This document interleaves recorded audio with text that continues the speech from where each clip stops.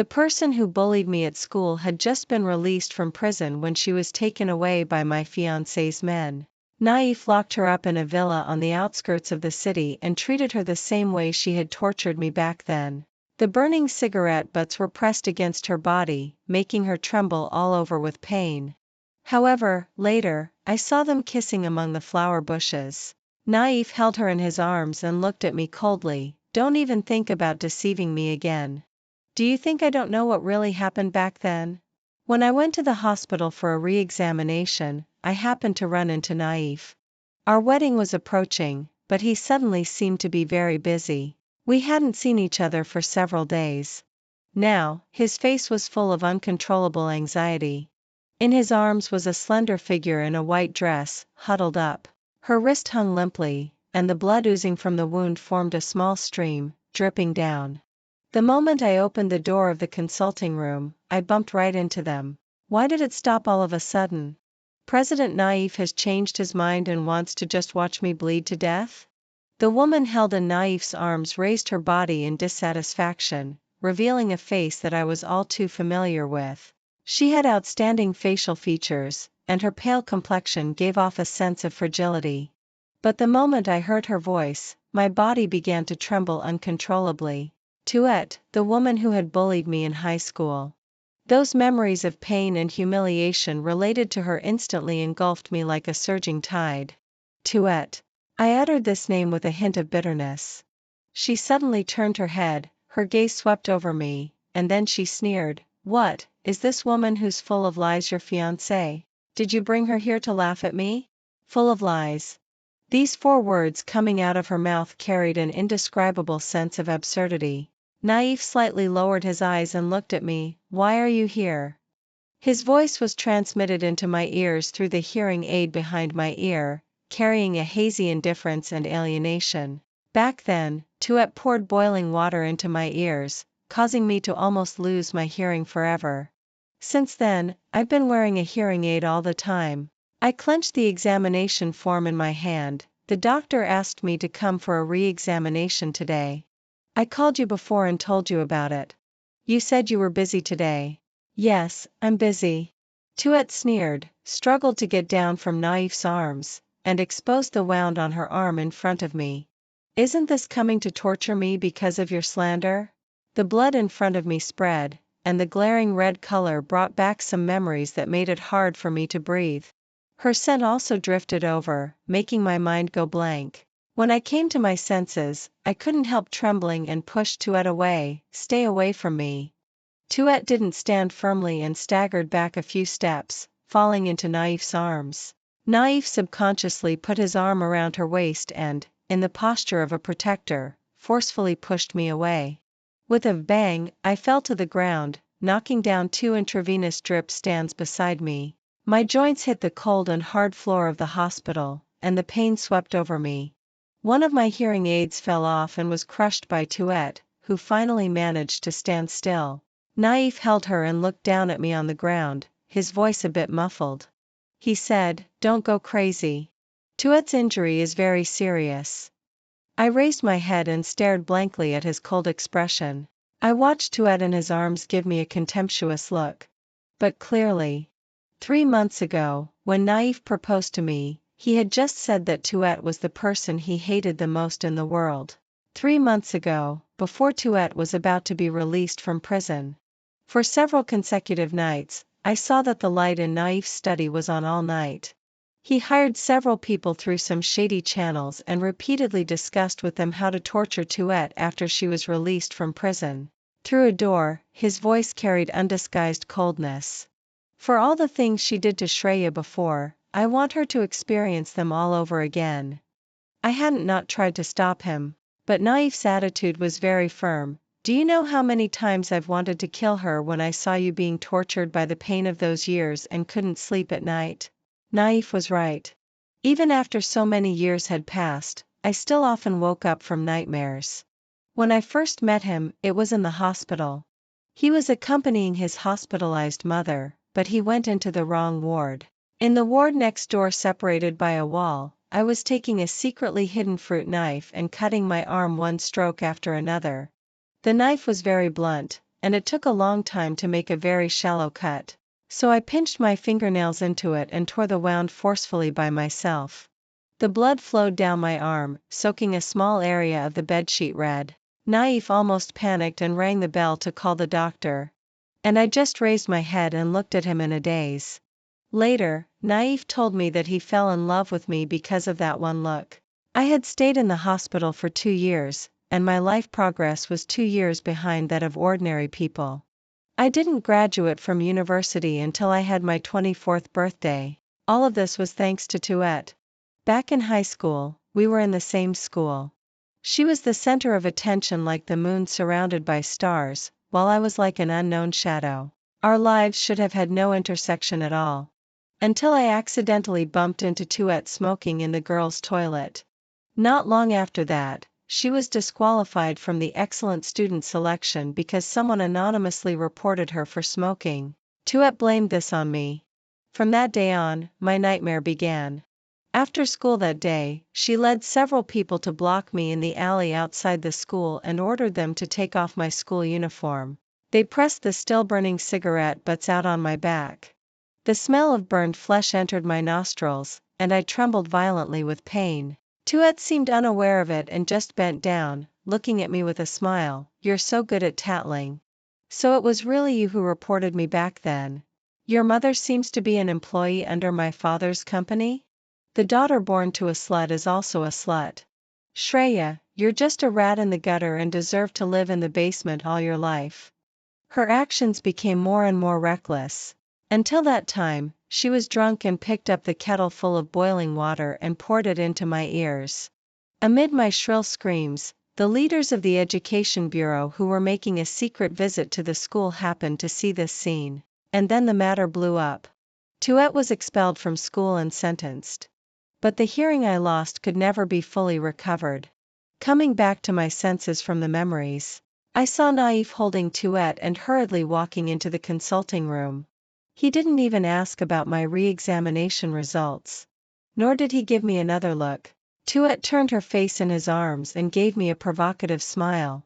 After so many years, when she saw me, she still had that haughty contempt and malice.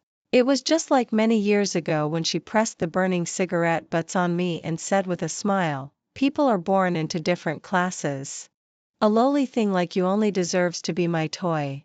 It was also like when Naif confessed his love to me and held my hand, swearing, "I will never make you shed another tear." At that time, Tuet had just been released from prison and was taken away by Naif's men. They locked her up in a mountain villa on the outskirts of the city and treated her the way she had tortured me back then. When the cigarette butts were pressed against her body, Tuet trembled all over with pain but still looked at Naif with a smile and said provocatively, "President Naif has made such tough threats. Is this all you've got?" She refused to eat the leftovers and fainted from hunger. Naif had to ask the doctor to give her nutrient injections. I didn't know about these things originally. Until that afternoon when Naif's secretary called me and said that Naif wasn't in the company again in the afternoon. These days, President Naif has been always running to the outskirts of the city, saying it's personal business. But now a client has suddenly come to visit, and I can't get in touch with him. "Madam Boss, could you please help find him?" I was silent for a moment and then softly agreed. Then I took a taxi to the villa on the outskirts of the city. The bushes in the courtyard were overgrown. Perhaps they hadn't been trimmed much, adding a bit of a hidden atmosphere. I walked a few steps inside and suddenly heard some unusual noises. The sunlight fell down in a scattered way through the shade of the trees and shone behind the flower bushes not far away. I suddenly stopped in my tracks and stared blankly at the scene in front of me. Tuet pulled on Naif's tie, with a charming and calm smile. "Didn't President Naif say that he would make me regret being born? Why does it seem like you're the one who regrets it now?" Naif's voice was cold and solemn, as if he was restraining something. "Shut up. Do you really think I can't deal with you?" Tuet's smile deepened. She didn't seem to be afraid of him at all and instead got closer and closer. "How are you going to deal with me? Tell me and let me hear it. Let me see what your means are." She kept approaching inch by inch. Naif leaned back, his neckline tightened, and his Adam's apple moved up and down. The next second, he reached out, grasped the back of Tuette's head, and kissed her forcefully. The light was dazzling. It swayed and fell into my pupils. Naif closed his eyes, held Tuette's shoulder with one hand, and deepened the kiss without restraint. Tuette straddled his lap, her face pale and her shoulder injured, but she smiled with her eyes narrowed. Her voice was also muffled. You still need to work on your self-restraint, President Naif. That day, I walked along the winding mountain road that went downhill for a long time, until the shade at the bottom of the mountain blocked the scorching sunlight. I seemed to wake up from a dream and took out my phone to call Naif. After several rings, he finally answered. The voice coming from the other end of the phone carried a bit of rapid breathing. Shreya. I pinched my palm hard and tried my best to keep my tone calm. Your secretary called me and said that an important client was coming to visit this afternoon and couldn't get in touch with you. He said indifferently, I got it. Then he hung up the phone directly. Those empty and indescribable emotions filled my heart for several days. Until that afternoon when my mother came to visit me, they suddenly took on a specific form. She held my hand and asked me cautiously, Shreya, are you and President Naif okay recently? I tried hard to make out the voice transmitted into my ears through the hearing aid and looked at the uneasiness that wouldn't disappear from her eyes. I couldn't say a word. Over the years, because of my affairs, she had always lived an extremely hard life. At the beginning, I was tortured by the pain in my ears and couldn't sleep all night. Countless times I thought about dying. She held me tightly and sang the lullabies from my childhood intermittently to coax me. I survived because of the thought of not wanting to worry my mother. After meeting Naif, our lives got better. At least my mother didn't have to work around the clock anymore. She didn't have to worry about my medical expenses and toss and turn all night unable to sleep. So I forced myself to put on a smile and nodded. Don't worry. We've been looking at wedding rings recently, and the wedding date has been set. My mother let out a sigh of relief. That's good. Not long after my mother left that day, Naif came back. I held on to the handrail of the stairs and asked him in a low voice, Tuette. The law has already punished her. Why don't you just let her go? Naif didn't respond. He just stood there, his cold eyes looking at me, with some inexplicable scrutiny in his gaze. After a moment, he said indifferently, This is my business. You don't need to interfere. Then, I ran into him and Tuette at the hospital. I stuffed the examination forms randomly into my canvas bag and went back home in a daze. It wasn't until I felt a stinging pain and touched the sticky wetness on my hands that I realized what had happened. I didn't know where I had bumped into when I fell at the hospital just now, but there was a long cut on my leg. The flesh was torn and rolled up. The dull pain came belatedly. I went to the bedroom to find some medicine lotion and was about to apply it when the front door suddenly opened. Tuette had changed into a new dress. The wound on her arm had been treated and wrapped with clean gauze. Naif was carefully holding her in his arms. It was as if he was protecting some fragile treasure. Seeing me, he paused in his steps. His eyes fell on me and stopped on the wound on my calf for 2 seconds. One of my hearing aids had been crushed by Tuette, and it was very difficult for me to make out Naif's voice. In a calm yet unquestionable tone, he said, It's raining. Tuette will stay here tonight. For so many years, the fear from that high school memory had almost been engraved in my bones. To the extent that an unfamiliar environment would make me alert and uneasy. Back then, in order to help me adapt, Naif transferred all the servants away and lived here alone with me for nearly half a year. He was a taciturn and cold person. But when I woke up from nightmares or couldn't fall asleep all night, he would hold me without saying a word. Because I was afraid of the dark, there was always a light on in the bedroom. Naif said, Shreya, don't be afraid. From now on, when you see me, it'll be like seeing light. Gradually, I regarded this place as our home. But now, Naif didn't even give me any chance to object. He just brought Tuette back. She was the chief culprit who had harmed me. And she should have been the person he hated the most. In the evening, as soon as I finished packing my luggage, Naif came back to the room. He leaned against the doorframe and looked at me. His eyes fell on the suitcase at my feet, and his expression suddenly changed. He strode over. "Where are you going?" I looked up at him and subconsciously slowed down my speech. "Naif, let's not get married anymore." Naif's expression completely turned cold. His eyes stared at me gloomily. "You want to break up?" I nodded. He sneered and kicked the suitcase at my feet away as if kicking away a piece of trash. Then he grabbed my wrist and leaned over me. "What's your temper tantrum for? Because of Tuet?" The light on the ceiling was swaying, and the brightness made my eyes keep watering. Even the sarcastic smile on Naif's lips seemed like a sharp weapon stabbing into my heart. "Do you really think I don't know what the truth was back then?" Naif suddenly asked. Then he bent down and blocked the scream that was about to come out of my mouth with a kiss. "Shreya, you'd better be good and don't make me angry." I looked at him blankly, unable to understand what he meant for a long time. "The truth back then?" "What truth?" "Naif." I managed to speak with some difficulty. "When did you and Tuet start? How much of the initial righteous indignation and deep hatred was real?" Naif's eyes grew colder inch by inch, with a sharpness as if he wanted to scrape off a layer of my flesh. After a moment, he sneered, "Are you scared? You should be very clear that with your situation, you'd be a burden to anyone. Only I don't mind you and even arranged a decent job for your mother, yet you deceived me like this. You have to atone for your sins, Shreya." The familiar voice pierced into my ears, but the words it uttered were so strange. Like a dull blade, it pulled and cut at my heart bit by bit. Naif pressed one hand on me and slowly took off his tie with the other hand and wrapped it around my wrist. He took off the only remaining hearing aid behind my ear and threw it aside casually. Originally, the raindrops were pattering against the window, and Naif's breathing was rapid and heavy, but all these sounds disappeared in the next second. All that was left in my ears was a slight sound like bubbles bursting. The despair of losing my hearing suddenly dragged me back to the nightmare-like high school days. But this time, no matter how much I screamed, struggled, or resisted fiercely, I couldn't escape from Naif's restraint. Because of my desperate struggle, the untreated wound on my calf was torn wider and wider. The smell of blood filled my nostrils.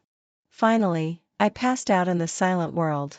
In the last second before sinking into darkness, what I saw was a fleeting look of panic on Naif's face. I had a very long nightmare. In the dream, it was the darkest time in high school.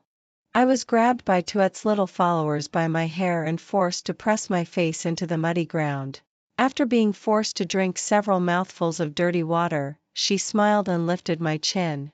"You like drinking dirty water so much? You're really a lowlife." For several months, there was always an earthy smell lingering in my mouth. The old wounds on my back were added with new ones, forming fine scars that would never heal. For a long time, whenever I smelled cigarette smoke, I would tremble and curl myself up into a ball. If there was any taste in the water I drank, I would vomit uncontrollably. Naif knew all these things. At that time, he said, "Don't be afraid. Shreya, I'll rescue you and avenge you." Then, 3 months after he proposed to me, he brought Tuet back. I slowly opened my eyes. It was sunny outside the window, and the sunlight filtering in was scorching hot. The wound on my calf had been bandaged, and a new hearing aid had been put on my ear. Naif was standing beside the bed, looking down at me. After a while, he said indifferently, "It's good that you're awake." I endured the sharp pain in my throat and said word by word, "What on earth do you want? Don't put on such a pitiful expression as if I've bullied you." Naif smiled and pinched my chin. "Shreya, I won't be deceived by you for a lifetime." "What have I deceived you about? Don't you know what you've done yourself?" That suffocating feeling as if my throat was being choked came over me again. I pinched my palm hard, trying to calm down my surging emotions. "Since you think I've deceived you, then let me go." "Impossible." Naif casually cut off my words. "I'll marry you." Naif said that I had only suffered a little injury, which was nothing compared to the unjust imprisonment Tuet had endured for 7 years. He said that I should apologize to Tuet in front of everyone at the wedding. He took away my mobile phone and announced to the outside world that since I was preparing for the wedding, I needed to take a long leave from the company. That afternoon, I went downstairs to pour some water and happened to run into Tuet. She lit a cigarette, held it between her fingers, and looked at me with a half smile. Do you really think someone can save you? I put my subconsciously trembling hand behind my back and pretended to be calm as I walked past her and went downstairs. The rose bushes outside the window were in full bloom. Naif's Bentley was slowly driving into the garage. Tuet chased after me relentlessly. When I had just poured a glass of water, she grabbed my hand and suddenly pressed the cigarette onto it. The burning pain accompanied by the smell of burnt flesh made those painful memories in the past rush back like a reversed lake. I almost roared and screamed out loud and threw the water glass in my hand at her. With a bang, the glass shattered on Tuet's forehead. Blood mixed with water flowed down her pretty face. Naif rushed over in big strides and pulled Tuet behind him to protect her. She smiled sadly. Is President Naif going to torture me again just because I've bullied your fiancé? You're already injured, yet you still talk to me with hidden barbs. Won't you just give in? Naif said reproachfully. When his eyes fell on my face, they turned into sarcasm and coldness.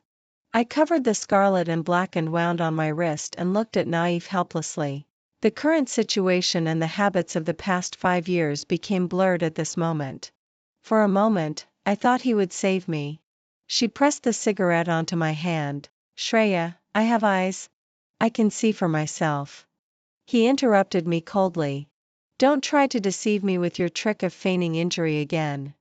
Naif took out the medicine box and carefully disinfected and applied medicine to the wound on Tuet's forehead. I trembled and wanted to run out, but he grabbed my wrist, dragged me back, and locked me in the upstairs bedroom. In the middle of the night, I had a high fever and my whole body was burning hot. In a daze, I felt a cool touch on my wrist. I opened my eyes hazily and found that Naif was applying medicine to my wrist. His eyes were very complicated, with remorse, self-reproach, guilt, uneasiness, and even a touch of faint tenderness.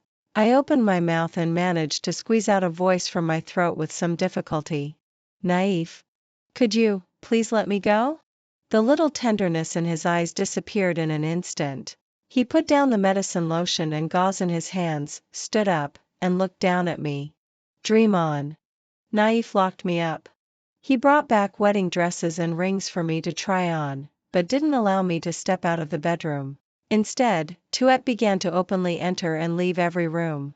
She had people destroy the roses and camellias I had planted in the yard and replace them with large areas of blooming roses. Naif acquiesced to all of it. I asked him many times why.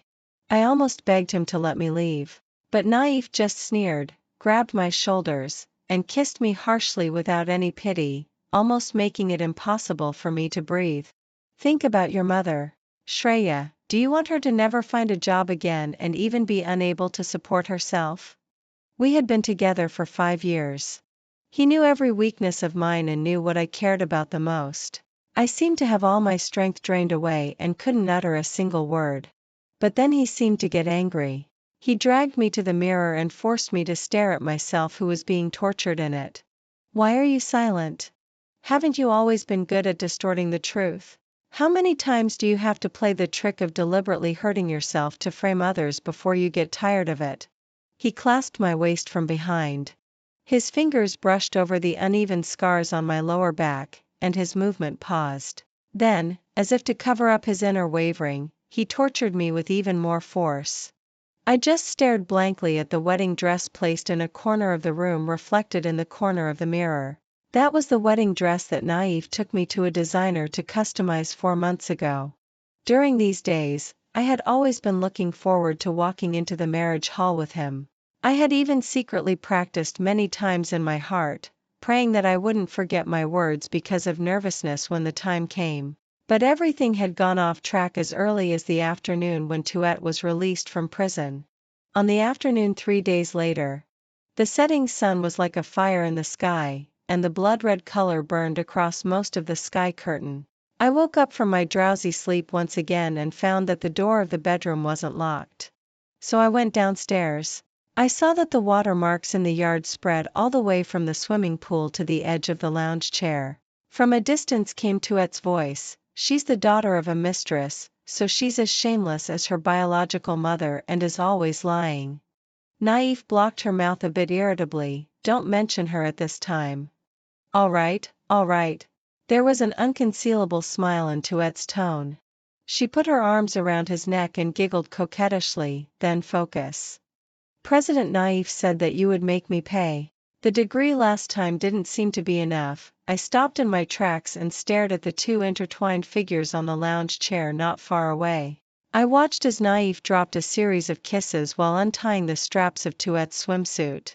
Tuette tilted her head back, her arms around his neck, and her neckline taut.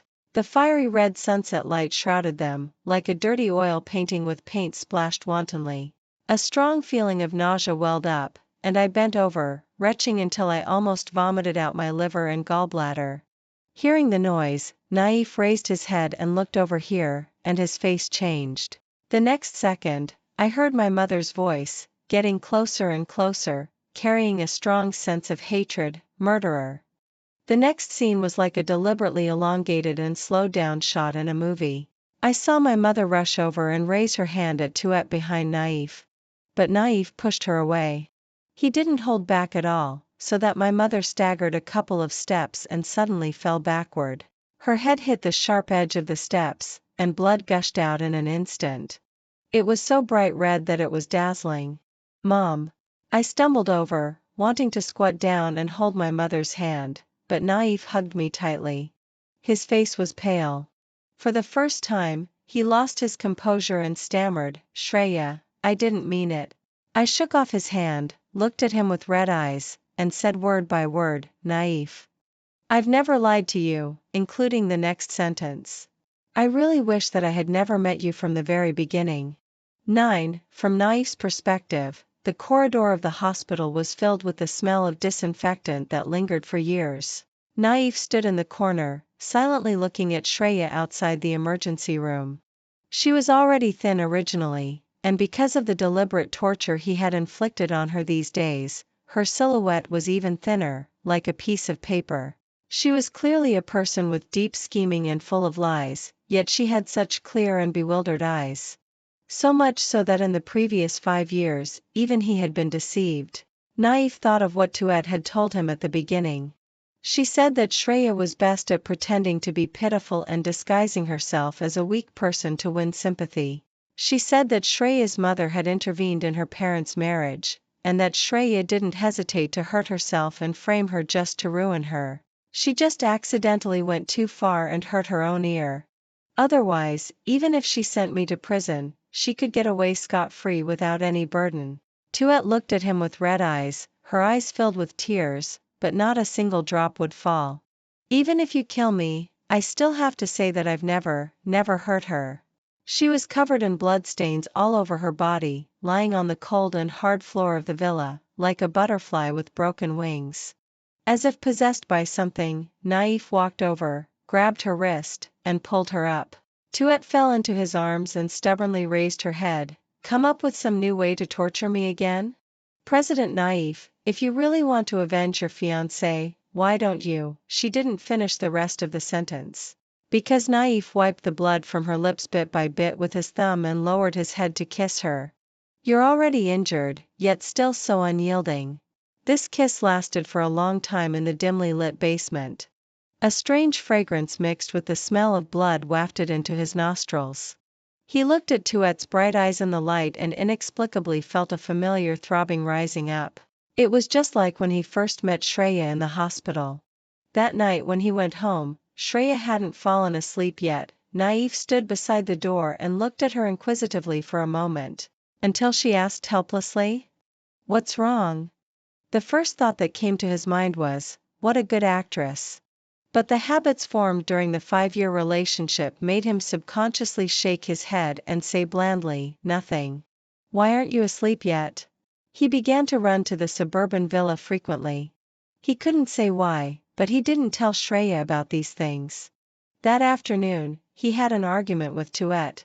She sneered and said, "Isn't it just pretending to cut your own hand to win sympathy? Does only she know how to do it?" Before he could stop her, she grabbed the utility knife on the table and slashed her arm heavily. Blood splattered, and a few drops of warm blood splashed on his face. Naif's heart tightened instantly. He didn't think twice and picked up Tuet and drove to the hospital. Unexpectedly, he ran into Shreya there.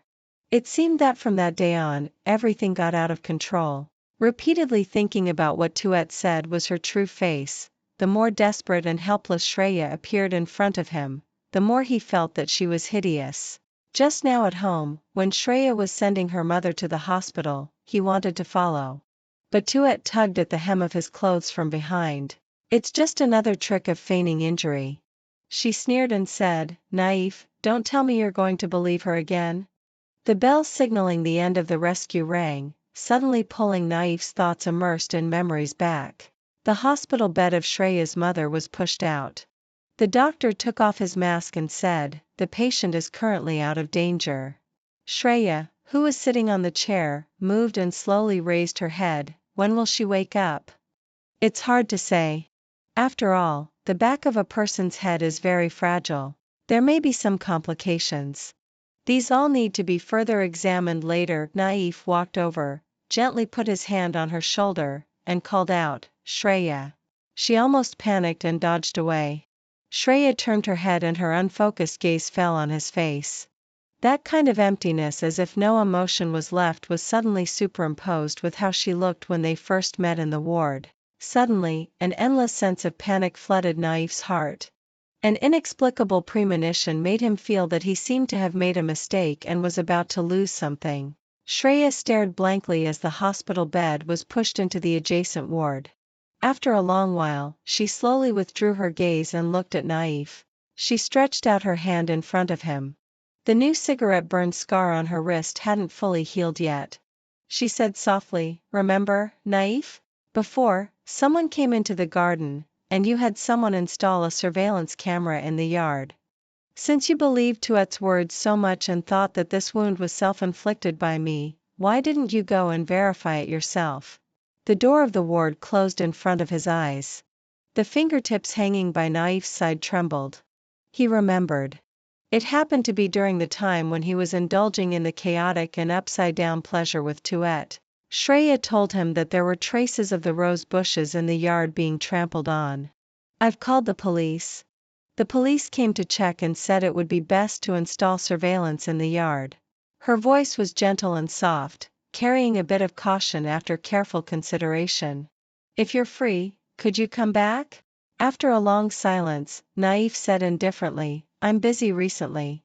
I'll ask my assistant to arrange it. After hanging up the phone, Tuet was lying in front of him with her face tilted up. Her body was bathed in the light, with a jade-like luster, and the wounds on it added a bit of charm and vulnerability.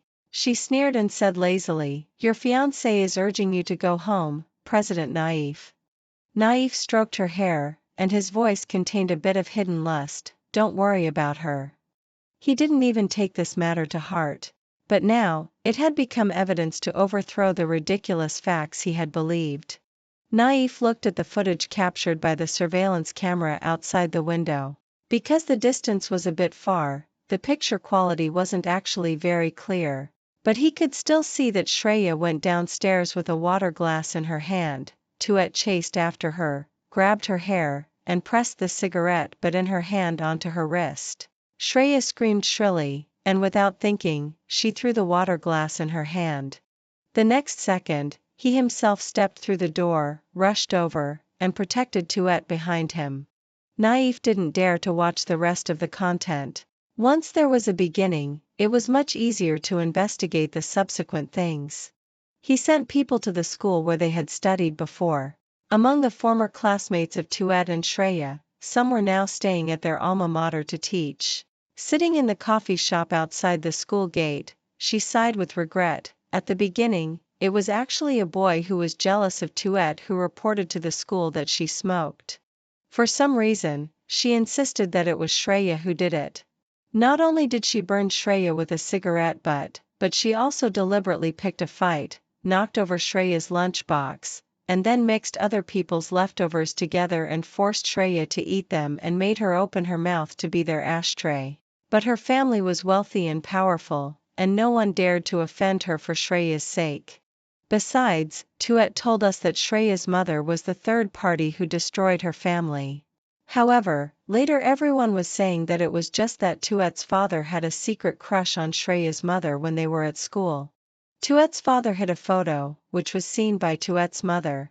She made a big fuss, and Tuet's father filed for divorce. Then Tuet and her mother pinned this blame on Shreya. These words were relayed word for word to Naif by the people who went to investigate. He sent people to arrest Tuet, but she had already run back home. Naif returned to the hospital. Shreya was sitting outside the ward door, raised her eyes, and looked at him calmly. She even bent her lips slightly. "Have you found out the truth?" Naif moved his lips and looked at her almost despairingly. "Shreya." Shreya's eyes were glistening with tears, covered with a layer of mist like light gauze. "Naif, I've really been looking forward to our wedding for a long time. Actually, it doesn't matter if there isn't such an expensive wedding dress and wedding ring, and it doesn't matter if we don't invite so many guests. As long as the person I marry is you, that's fine. My illness has stabilized. Although my hearing is still a bit dull, it doesn't affect my normal life. My mother has always been worried that I won't be able to take good care of myself. I think that as time goes by, you'll always be able to reassure her. My wounds are real, the lost hearing is real, and the 7 years she spent in prison are real. If you really liked and trusted me, how could you believe Tuet's one-sided story? You're powerful and wealthy. It's not difficult at all to find out the truth. Why weren't Waifu willing to investigate? You know very well that because you've transferred your affection, the balance in your heart has tilted towards her side, so you're willing to believe what she said unconditionally. Naif, there will be no future for us anymore. I started having nightmares frequently again. In the dreams, it was the time when Naif locked me up in the villa. He held down my wrists and tortured me wantonly on the bed, even deliberately intensifying the painful sensations and prolonging the time. The person who once loved me deeply and looked at me with such cautiousness in his eyes every moment now questioned me in the coldest and most contemptuous tone. "Do you really think you can deceive me for a lifetime? You're so good at acting. If you were really in so much pain back then, why didn't you just commit suicide? Shreya, you're such a liar that it really makes me sick." I screamed and woke up from the nightmare, drenched in sweat. There was a small lamp on beside the bed, illuminating the familiar outline of a figure. Naif carefully reached out his hand, wanting to brush my sweaty hair behind my ear. I suddenly tilted my head back to avoid his touch, my voice sharp, "Don't touch me." His hand froze in the air suddenly, and his fingertips trembled. "Shreya. Don't be afraid. I won't hurt you again." The night wind blew in through the window that wasn't closed tightly, making the curtains rustle. In this quiet sound, I gradually calmed down bit by bit and made a certain determination. I looked at Naif. "You once said that someone like me would be a burden to whoever I'm with," I said softly, even with a hint of a smile in my tone. "Now that I'm leaving you, shouldn't you feel relieved?" Naif's eyes reddened almost instantly, and clear pain showed in his eyes. "That's not what I meant." He murmured in a low voice, "It's just that at that time, I believed Tuet's words. She said that she had never bullied you, that you had been hurting yourself and framing her just to send her to prison and completely ruin her life." I looked at the Naif in front of me. That face that I once loved so deeply now somehow looked hideous. "So you believed whatever she said?" I lowered my eyes, trying hard to hide the coldness in my tone. "Without any evidence, you'd rather believe her one-sided story than our 5 years of being together day and night." Naif, was Tuet's lie too perfect, or were you so addicted to the confusion and affection she gave that you were willingly blinded as an insider? Naif didn't answer me. After a long silence, he slowly got up and tucked me in the quilt. Then, just like on countless nights when we were in love before, he placed a gentle kiss on my forehead. "Go to sleep, Shreya. I promise you that I will always believe you. From now on, no one will hurt you anymore." In the following half a month, I had been staying in the hospital. My mother's vital signs were stable, but there was no sign of her waking up. Naif had her transferred to a separate intensive care ward and hired nurses to take care of her 24 hours a day. "Shreya, go home and rest." He grasped my wrist. My thin wrist bones were covered with a thin layer of skin and flesh, like a lonely branch stretching out from a withered tree. During the days when he locked me up in the villa, I could hardly eat anything. Facing Tuet, who could come and go freely, I was like a frightened bird. So I lost weight at a very fast speed. Naif didn't even dare to use too much strength. He just held my hand carefully but was stubbornly reluctant to let go. I stared at his eyes for a long time. The remorse and love in them couldn't be fake. Naif, I murmured, and tears flowed out unrestrainedly. The damage has already been done. Can we go back to how we were before? Yes. He pulled me into his arms, his tone solemn like a vow. Shreya, as long as you're willing to give me a chance, nothing between us will change. I will never doubt you even a little bit again. I huddled in his arms, closed my eyes, and hid all those complicated emotions behind my thick eyelashes. At the age of 28, after his mother passed away, Naif took control of the gene group. Compared with the money and power in his hands, the Tuet family, which once had great influence in the small town, didn't stand a chance. And I was unarmed and needed a sharp and unstoppable weapon. Naif was the best choice. He was naturally cold and had a kind of arrogance and madness that disregarded worldly rules. So at the beginning, when he learned that Tuet was the culprit who had hurt me, he chose to retaliate without hesitation. The means Tuet used on me were returned to her intact. So later, when his emotions inclined towards Tuet, he easily believed her clumsy lies. He treated me with almost hatred, hurting and humiliating me without restraint. So, now, just knowing that Tuet was the one who had been deceiving him all along was probably not enough. I had to keep adding weights to the balance until that ridiculous sense of self-righteous justice in his heart completely tilted towards me. I lowered my eyes, my shoulders trembling, crying silently without being able to stop. Tears welled up, soaking my eyelashes into a wet mess. Finally, Naif picked me up horizontally and put me in the passenger seat, then drove home all the way. The villa had taken on a new look. The rose bushes in the yard had been dug up completely and replaced with brand new and expensive camellias and roses. The swimming pool had been cleaned spotlessly, and there was no sign of blood at all. It made people feel as if the tragic scene at dusk that day had never happened. This time, there were more servants in the villa. They quickly prepared dinner and then quietly retreated to places where I couldn't see them. I knew very well in my heart, Naif was afraid that I would run away. You won't see them when they don't need to work. Naif said softly, Shreya, don't worry. Our life will still be the same as before, nothing will change. I stirred the soup in front of me with a small spoon and asked in a low voice, what about Tuet? Naif never answered me. In the middle of that night, I woke up from my dream, walked out of the room barefoot, and found him on the balcony at the end of the corridor. He was holding a cigarette. Under the faint moonlight, the spark between his fingers flickered. The frown on his brow couldn't hide his restlessness. Originally, Naif had never smoked before. Whom he learned this habit from was self-evident. My chips were still not enough. He already knew the truth, knew that Tuet was the one who had been lying to him all along, but he couldn't deal with her as freely as he did half a year ago without any psychological burden. The night was dark, and the dark clouds swallowed up the bright moonlight. I stood behind him for a long time before leaving quietly. I started suffering from insomnia all night long. Even if I fell asleep briefly, I would quickly wake up startled from nightmares.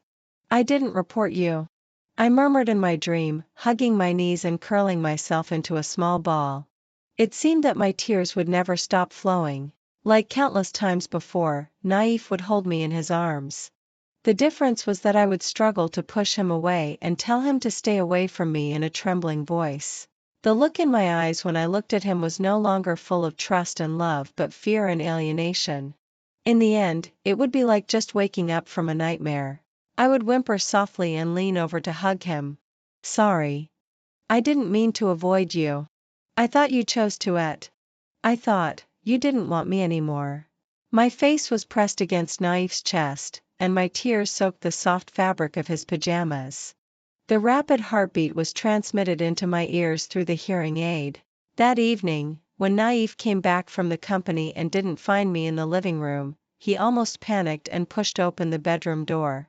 I was standing in the cloakroom, wearing the wedding dress carefully designed by a high-end designer. The wedding dress was made according to my size half a year ago. Now, wearing it, it was loose and empty. The diamonds inlaid on the large skirt refracted the bright light. But no matter how hard I tried to lift the skirt, I couldn't stop the wedding dress that was too big from slipping off my body. It just revealed my smooth shoulders, protruding collarbone, and the old scars on my back one after another.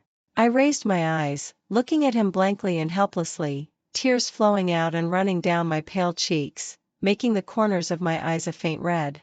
Shreya, I choked, my whole body trembling slightly, but I couldn't even utter complete words. Finally, I had to hold the wedding dress and stagger forward, crashing into Naif's arms. I looked up at him in his arms, with the most desperate and helpless look in my eyes.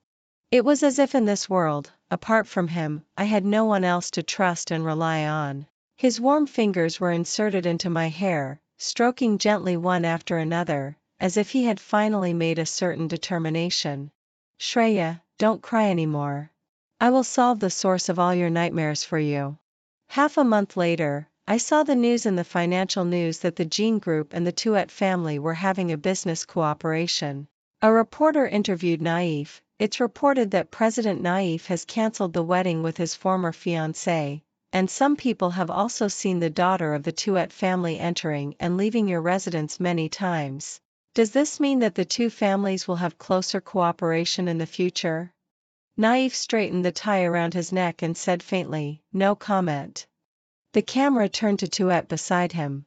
She had newly dyed her hair and was wearing a high-end hand-embroidered dress. There was no sign at all of the depression and uneasiness she had just after being released from prison a few months ago. With money and power, one can cover up everything. As long as no one deliberately mentioned it, everyone tacitly forgot the evil things she had done. The 7-year prison sentence was just a small episode in her life. Without Naif's help, I was just like a duckweed. In Tuet's life, I couldn't even make a ripple. I watched her smilingly distort the truth in front of the camera, saying that she had been studying abroad in recent years and was now going to gradually take over the Tuet family's business. She gracefully extended a hand to Naif. I hope we can have a pleasant cooperation with President Naif in the future. The Jean Group was the industry leader. Compared with it, the Tuet family's company was just a small tributary with shallow water. Therefore, regarding the matter of Tuet being taken away and imprisoned after being released from prison, even though her parents knew it very clearly, they could only greet Naif with a smile on their faces. The gossip news spreading everywhere on the internet was saying that Naif was going to get engaged to Tuet.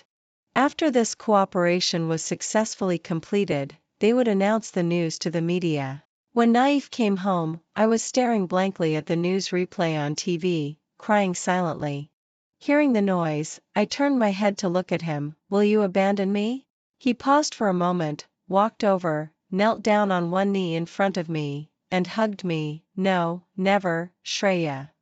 I saw Tuet at home again. She held a cigarette between her teeth and looked me up and down with a mocking and contemptuous gaze. Look, even when your biological mother was almost dying in front of him, Naif still chose to side with me. Whatever you can give him, I can give him too, and whatever you can't give him, I can still give him. Do you know? Yesterday, Naif took me to look at wedding dresses and rings. Once this project is successfully completed, he and I will get engaged. Oh, of course you don't know. You're deaf, mentally ill, a completely dependent woman like a daughter flower. What could you possibly know? She sneered, looking at me with undisguised malice in her eyes. You're worthless, alone in the world, and now the only person you love has chosen me. How dare you still have the face to live? Why don't you just go and die? I looked at her quietly for a moment, then suddenly raised my hand and slapped her across the face. Tuet was stunned by my slap. After a moment, she lunged at me with a ferocious look, but I pushed her away forcefully. There were the steps of the villa right behind her. She screamed as she rolled down the stairs. It happened exactly at the moment when Naif walked in through the door. She sat on the ground, looking up pitifully at him. President Naif, Shreya she. I stood on the steps and looked over silently. Our eyes met in the air. After a moment, Naif withdrew his gaze and said coldly, "Stop acting." Tuet froze on the spot, looking at him in disbelief. Naif looked down at her from above and said word by word, "If you leave now, you might still be able to make it to the press conference where the Tuet family announces its bankruptcy." In front of Tuet, he stepped on the hem of her dress that was scattered on the ground and walked up the stairs, approaching me step by step. Then he took out a ring from his pocket and got down on one knee. "This is a gift for you, for my second marriage proposal," he said in a low voice. "I won't give anyone else a chance to hurt you again. Trust me one more time, Shreya." I blinked away the tears in my eyes and said softly, "Okay." When the autumn wind blew the leaves all over the ground, I went to the hospital. My mother was still lying in the hospital bed, unconscious. However, she was in a ward with top-notch facilities and was taken care of by senior nurses 24 hours a day. Although she had lost some weight, her complexion still looked rosy and healthy. I asked the nurse to leave and then sat alone in front of the hospital bed, carefully holding her hand with the intravenous needle inserted. "Mom," I said softly, "the Tuet family is finished." Naif cut off all their working capital with a big project that was doomed to be suspended. Now the company of the Tuet family has gone bankrupt. Tuet's father was jailed for financial crimes, and her mother and she have been left homeless. That used to be an insurmountable mountain for my mother and me, but Naif dealt with it without even spending too much effort. That's just how the rules of this world work. From the moment we're born, people's social classes are already determined. Some people have a smooth life, while others go through countless hardships. I held her hand and gently pressed it against my cheek. "Now, there's only one last step left," I said. "Mom, I'm going to marry Naif." She still had her eyes closed calmly, not responding to any of my words, nor giving me any blessings. But it didn't matter. This marriage didn't really need blessings anyway. When I left the hospital, Naif's black Bentley was parked at the entrance. I got into the passenger seat. He held my thin wrist, and there was a rare hint of hesitation in his tone. "Shreya, will you regret it?" "Regret what?" "Marrying me." I shook my head and gently held his hand back. "Naif, we've been together for almost 6 years. 6 years is long enough for me to give you all my sincerity and trust. But when your mother was injured that day, you said that you'd rather not have met me from the very beginning." I gently intertwined my fingers with his and pulled his hand to my ear, pressing it against the expensive hearing aid behind my ear. "Because at that time, your heart was on Tuet's side." "Naif, of course I was sad too. If it weren't for you, I'd still be using the cheapest hearing aid that couldn't even make the sound clear, and still living a life of hardship with my mother.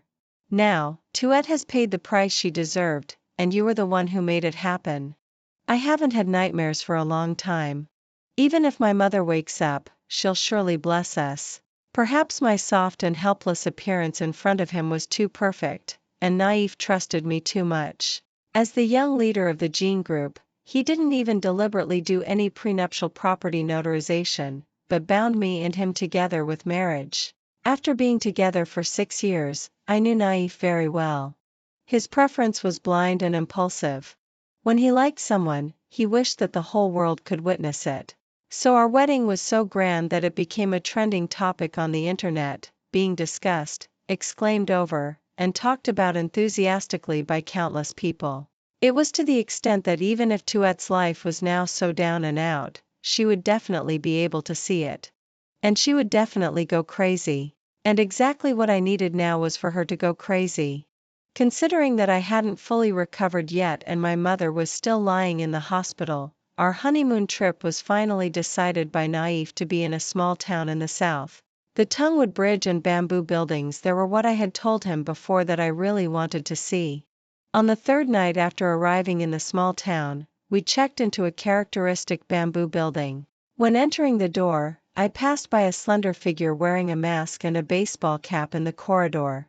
There was a familiar fragrance coming from her, mixed with the smell of tobacco. "Shreya?" Naif in front suddenly stopped in his tracks and looked back at me. Why aren't you walking? I shook my head, took a couple of small steps to catch up with him, and hooked my fingers with his. Looking up at him, I said softly, I'm a bit tired. I want to go back and rest early. Of course, Naif agreed. In the middle of that night, I was awakened by a gradually intense burning pain. Opening my eyes, I saw that the scarlet flames had already burned through most of the small building. I hadn't seen Tuette for a long time. She had lost a lot of weight and was no longer as haughty and proud as before. She was holding a gasoline can in her hand and looking at me with a ferocious expression. Shreya, you bitch. The raging fire was burning behind me, but I just looked at her and curved my lips slightly. It seems that you can only swear with these few words. Have you been in prison for so long that your educational level has regressed to that of a primary school student? What's the use of you being tough with your words now? She stared at me viciously and sneered. Tonight, you and Naif will die here together.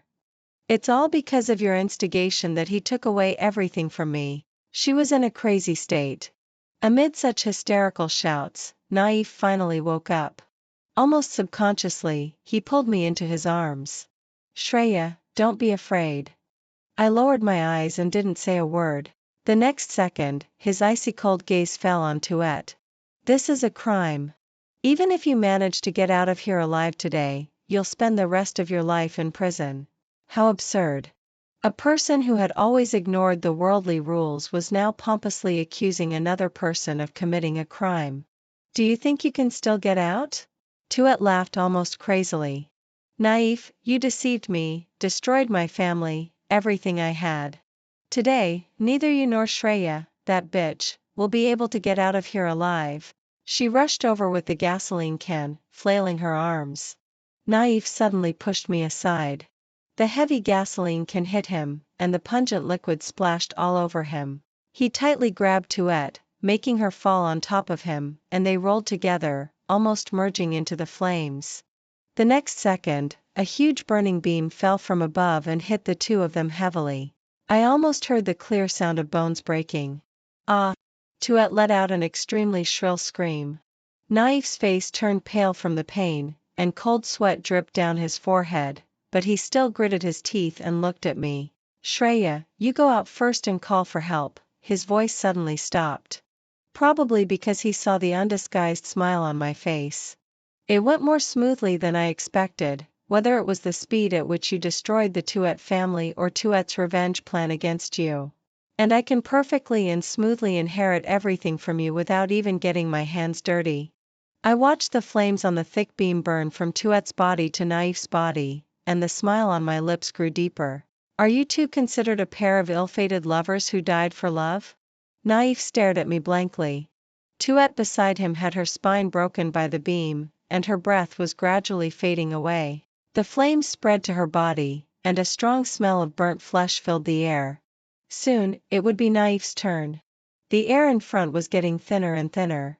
Naif's face had already turned an eerie purple due to lack of oxygen. But in his originally emotionless eyes, there was gradually a look of realization. He opened his mouth and asked with some difficulty, "Have you never forgiven me?" I didn't answer him. I just smiled and left the last sentence. Guess what? Why was it such a coincidence that when she poured boiling water into my ear, the leaders of the Education Bureau just happened to show up? Then I turned around and ran out of the bamboo building that was on fire and on the verge of collapsing with all my might. It was exactly in the second after I ran down the steps. The bamboo building behind me collapsed with a loud bang. Everything disappeared in ashes. The hands of the clock were turned back to 8 years ago. That afternoon after school, Tuette called me over again and humiliated me wantonly. She didn't let me go until there were several new wounds on my back. I pressed on the bruise on my lips and got on the bus. As it swayed forward, I grasped the handrail with some difficulty. Suddenly, I saw the person in front was sending messages. She said, "Has the visit to the 5th middle school next week been decided?" After getting a reply from the other party, she sent another message. "Don't tell the school leaders for now. We'll go for a covert visit at 9 o'clock in the morning first." The focus will be around the teaching building and the student dormitory. This is the decision of the provincial leaders. I kept that date and that time firmly in mind and rehearsed it over and over again in my heart. Finally, on the day when the superior leaders came for the covert visit, when I saw them coming from a distance, I ran back and angered Tuet. Everything went smoothly. The only thing that was beyond my expectation was that she was in a bad mood that day, had drunk alcohol, and her temperament became even more brutal. The cigarette but that was supposed to be pressed against my body turned into boiling water poured into my ear. I almost lost my hearing completely. Fortunately, under the eyes of many leaders, even the Tuet family couldn't protect her. Tuet was sentenced to 9 years in prison for the crime of intentional injury. People like me, with a humble background and unarmed, the only thing that could be used as a weapon was my own flesh and blood. Naif liked me, but he had always looked down on me. He was used to being high and mighty. Even though he had proposed to me, he refused to treat me and the people around me equally. So even though we were engaged, my mother still cautiously addressed him as President Naif.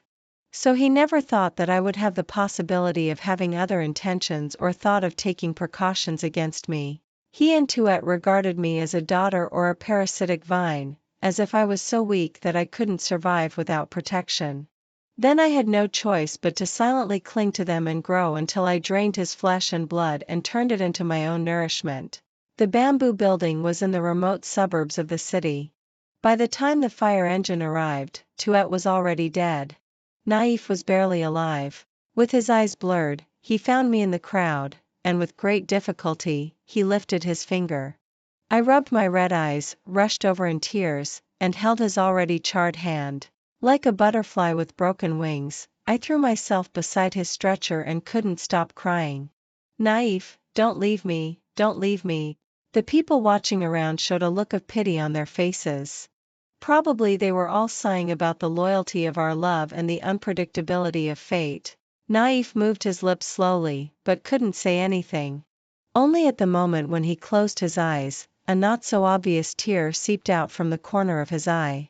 As soon as he was carried into the ambulance, he completely lost his heartbeat and breath. Later, the cause of this accident was found out. It turned out that after Tuet's family declined, when she saw the grand wedding ceremony between Naif and me, she felt resentful. She secretly bought gasoline, followed us here, and then, while we were asleep, poured gasoline and set the bamboo building on fire. Tuet's mother went crazy when she heard the news of her daughter's death. Kindly, I had her sent to a mental hospital. The story of her campus bullying was dug out and reported again. No one felt sorry for her. They just sighed with regret, lamenting that Naif was really a good man. He was willing to stand up for his fiancée and deal with the Tuet family, and also died with Tuet in the fire for her sake. The flashlights were on. In front of the camera, I had red eyes and stated that I would inherit Naif's last wishes and manage the Jin's group well. I've only loved him in my whole life, and I'll never remarry. In this world, no one will love me as Naif did. I'll always miss him. The press conference ended. I got into the brand new light blue Lamborghini, put my hand on the edge of the car window, and rubbed my swollen temples. Suddenly, the hospital called and said, "President Shreya, your mother has regained consciousness." I nodded and asked the driver to turn the car around and drive to the hospital. Outside the window, the setting sun was as red as blood, like fireworks pouring down in the sky. Spring had come. The end.